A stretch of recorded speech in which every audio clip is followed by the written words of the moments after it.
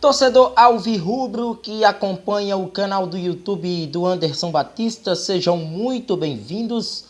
Vamos trazer um pouco do que foi essa derrota do Náutico para a equipe do Vasco da Gama, mais uma vez, em uma partida de 5 gols, assim como foi no primeiro turno, onde o Náutico foi derrotado por 3-2, desta vez por 4-1, jogando em São Januário. Um jogo onde se sabia das dificuldades, e que nitidamente o jogo teve nuances que envolveram essa goleada, que em momento algum se pareceu goleada favorável à equipe do Vasco, mas que no fim das contas, até pelas fragilidades do Náutico e algumas decisões equivocadas que foram tomadas por Dado Cavalcante, a equipe alvirrubra saiu com esse resultado negativo do Rio de Janeiro. A partir de agora, a gente analisando essa partida, se inscreve no canal, ativa o sino das notificações, dá muito like nos nossos vídeos, importante a sua participação através dos comentários e, claro, compartilha bastante esse conteúdo nas suas redes sociais. De proveitoso, o que a gente pode tirar dessa partida foram os 30 primeiros minutos do Náutico. Uma postura aguerrida, uma postura de uma equipe que não tinha nada a perder, jogando em São Januário, diante de um adversário que tem uma perspectiva totalmente diferente do Náutico na classificação da segundona. E um Náutico que estava gerando situações, né, como a do próprio Souza, né, aquele belo cruzamento, né, na cobrança de escanteio do Jean Carlos. O Souza poderia ter, né, quem sabe, aberto o marcador ali para a equipe alvirrubra e acabou falhando na finalização.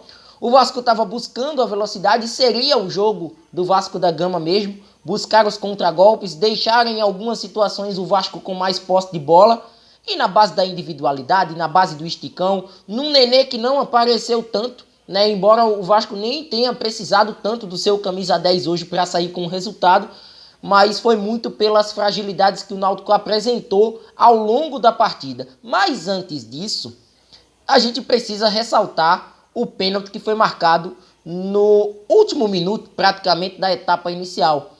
Quando, depois de, acredito que uns 2, 3 minutos, a gente viu a marcação, né, com o auxílio do VAR. O Braulio não estava convicto do que estava fazendo, nitidamente. E no pior momento do Vasco em campo, quando o Náutico estava melhor na partida, o gol do Raniel de pênalti sai quando o Náutico estava superior ao Vasco, jogando na casa do adversário.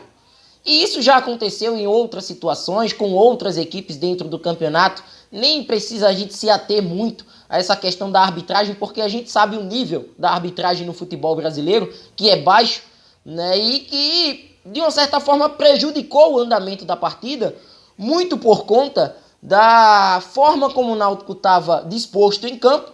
Com o gol, o Náutico diminui esse ímpeto e sente o gol, a ponto de tomar o segundo gol marcado pelo Egnaldo numa falha clara de marcação. Muito por conta dessa dinâmica que o meio de campo do Náutico não tem. Foi temerária a escalação do Dado Cavalcante a partir do momento que ele tem Júnior Tavares em campo. Eu estava acompanhando a partida e aos 9 minutos do primeiro tempo eu já estava reclamando do Júnior Tavares, porque ele não estava acompanhando o ritmo da equipe. E olhe que o ritmo da equipe do Náutico não foi frenético. Foi o Náutico que trocou passes, foi o Náutico que gerou mais perigo em situações de escanteio, por exemplo. Via que tinha poucos homens no ataque da equipe vascaína, na defesa do Vasco, e tentava bolas desviadas para ganhar um escanteio, para ganhar uma possibilidade de gerar perigo. Cobranças mais fechadas, né, nos pés do Souza, do próprio Jean Carlos também. Era o Náutico que estava levando perigo na base da bola parada e adiantando essa marcação. Depois do gol marcado pelo Vasco e o segundo gol, o ímpeto diminui e a equipe do Náutico ela se sente nas cordas e abalada psicologicamente por tudo que já envolve a equipe dentro do campeonato, essa luta incessante para não cair de divisão nessa reta final, com a chegada de um técnico que nas duas últimas partidas conseguiu bons resultados, mas que hoje, ao meu ver, principalmente na segunda etapa, ele falha, ele peca. Porque se você tem um Júnior Tavares atuando mal e você tem um Pedro Vitor que pode dar mais aceleração ao seu jogo, no intervalo eu já tinha tirado o Júnior Tavares e colocado o Pedro Vitor. Se você tem uma dupla como Jobson e Souza, que embora lhe dê muita técnica, mas não lhe dê movimentação, eu já tinha colocado o garoto Luiz Felipe em campo. Não esperaria para os 23 do segundo tempo, como o Dado Cavalcante esperou. Até porque o Náutico já estava perdendo por 2-0. Perder por 2, perder por 5, perder por 8, tanto faz. Tanto faz nessa reta final de campeonato o Náutico perder, levando em consideração o saldo de gols. Então era hora de ter arriscado no intervalo da partida. Esperou demais numa equipe lenta e a partir daí, no comecinho do segundo tempo, o Vasco chega ao terceiro gol, num gol que é digno de uma trilha sonora dos Trapalhões, né? Porque o Náutico ele falha na saída de bola, o Vasco falha na primeira finalização, ninguém faz o abafa em cima do Andrei Santos, ele finaliza e chega aí ao terceiro gol do Vasco, que praticamente sacramenta essa vitória. Mas aí é que está o ponto. O Vasco em momento algum mostrou essa superioridade em campo. O primeiro gol foi um pênalti. O segundo gol foi uma individualidade do Egnaldo. O terceiro gol foi uma falha defensiva do Náutico.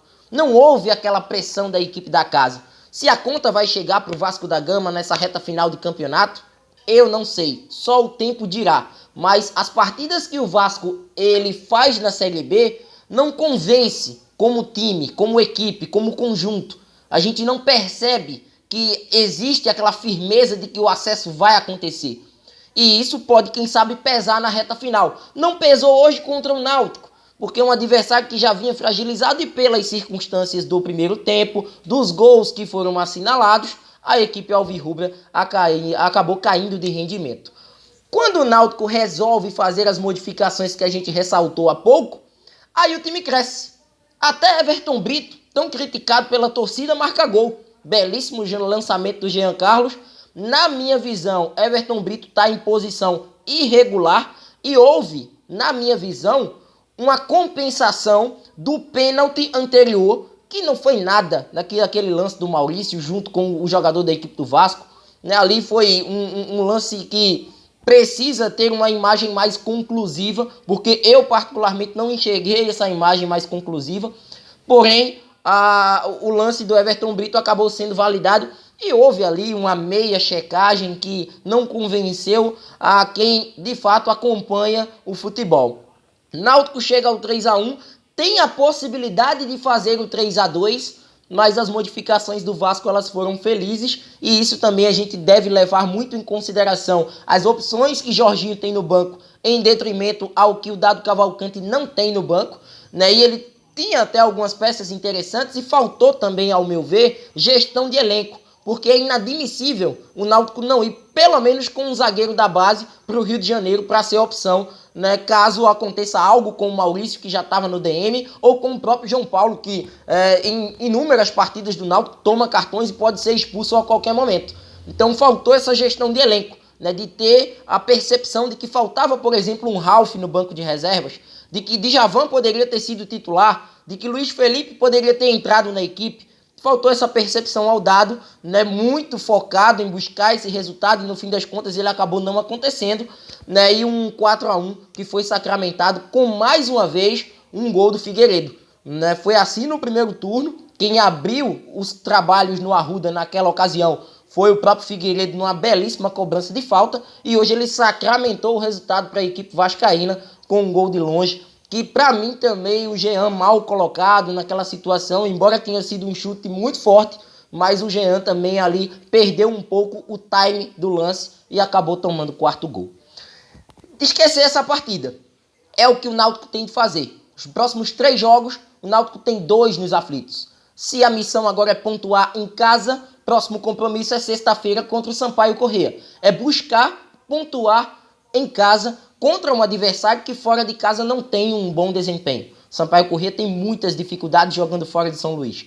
Então, é o torcedor não desgarrar do Náutico, aguardar o desenrolar da rodada, até porque nem tudo está perdido. Foi um jogo fora da caixa. A gente sabia que a realidade da partida era totalmente diferente. Mas as nuances do jogo fizeram com que a equipe do Náutico saísse de campo derrotada. Bola para frente, pensar já no Sampaio sexta-feira para continuar essa aproximação das equipes que lutam contra o Z4 da Série B. Essa luta de aproximação ainda não acabou.